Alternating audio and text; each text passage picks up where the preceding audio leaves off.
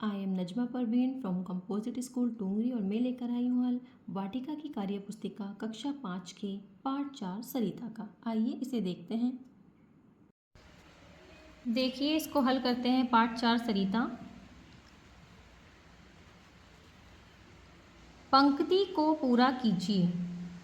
यह लघु सरिता का बहता जल कितना शीतल कितना निर्मल, हिमगिरी के हिम से निकल निकल ये विमल दूध सा हिम का जल, कर कर निनाद कल कल छल छल, तन का चंचल मन का विह्वल, यह लघु सरिता का बहता जल। नेक्स्ट देखिए सेकंड नंबर। नीचे दिए गए शब्दों के अर्थ सरल भाषा में लिखिए। देखिए विह्वल, विह्वल का अर्थ है व्याकुल, ये एक हमें करके इन्होंने बताया हुआ है। नेक्स्ट है निर्मल, निर्मल मल से रहित, इसका मतलब है स्वच्छ या साफ। नेक्स्ट है सरिता, सरिता मतलब होता है नदी।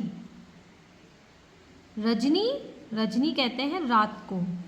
वसुधा, वसुधा का अर्थ है धरती, पृथ्वी, भू, भूमि, धरा, इसका हम कुछ भी कर सकते हैं। अंजलि, अंजलि मतलब आशीर्वाद या फिर दोनों हाथों को मिलाने से बना गड्ढा। देखिए ये लिख दे रहे हैं, दोनों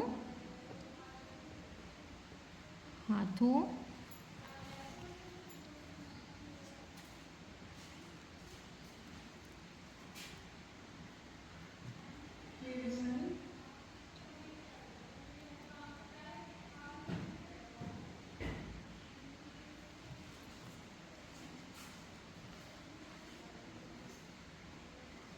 देखिए लिख दिया है हमने यहाँ पर, दोनों हाथों को मिलाने से बना गड्ढा।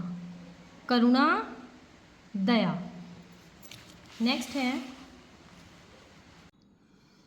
देखिए थर्ड है, नीचे लिखी पंक्तियों का भाव स्पष्ट कीजिए।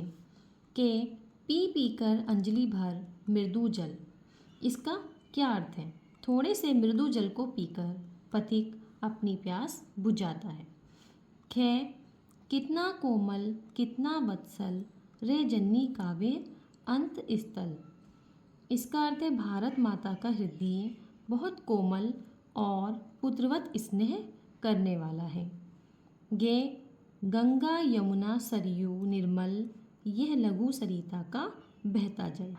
देखिए इसका अर्थ है गंगा यमुना और सरयू का यह स्वच्छ जल युगों युगों से बहता आ रहा है।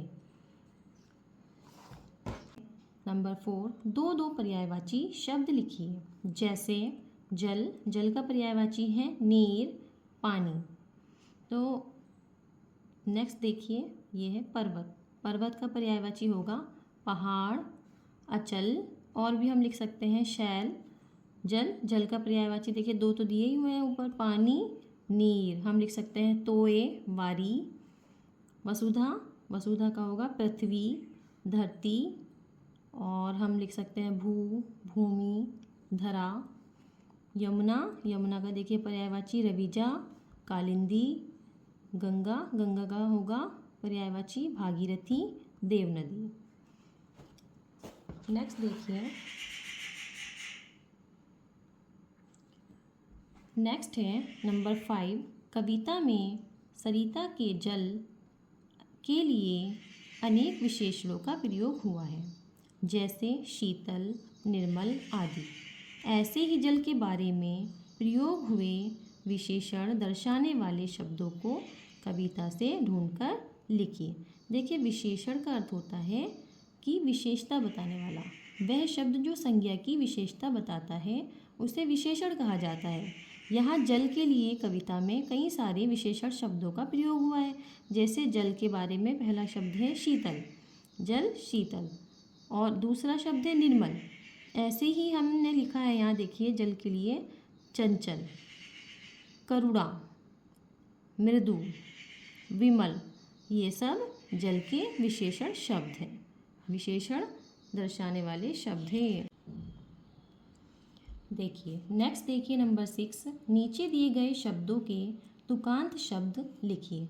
तुकांत शब्द वे शब्द होते हैं जिनके अंत की ध्वनि समान होती है, उनमें तुकबंदी होती है, लय मिलती है उनकी। जैसे देखिए विकल, विकल का हो जाएगा निकल, तो ये कल कल की ध्वनि समान हो रही है यहाँ पर। इसी तरह देखिए तन, तन का तुकांत शब्द होगा धन। और भी बना सकते हैं हम मन, पीकर जीकर, बहता कहता, जिसका किसका, कंकड़ टंकड़। देखिए तुकांत शब्द हो गए। नेक्स्ट आइए,